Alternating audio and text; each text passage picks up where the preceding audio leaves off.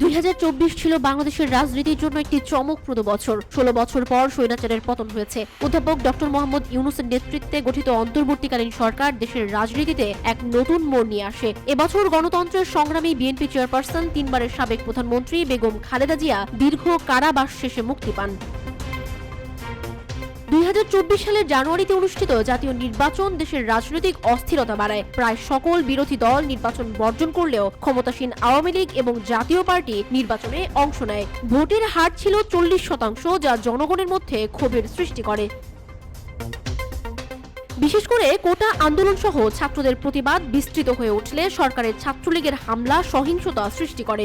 এরপর জনতা সংগঠিত হয়ে প্রতিবাদ জানায়, যা সরকারের পতনের দিকে পরিচালিত করে।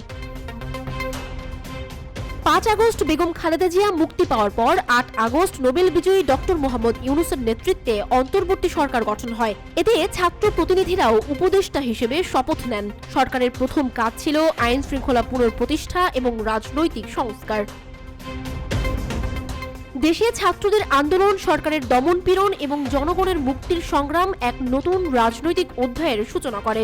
অবশেষে 2024 সালে রাষ্ট্র কাঠামো সংস্কারের জন্য সরকার 6টি কমিশন গঠন এবং 2026 সালের মধ্যে জাতীয় নির্বাচনের জন্য রোড ম্যাপ ঘোষণা করে।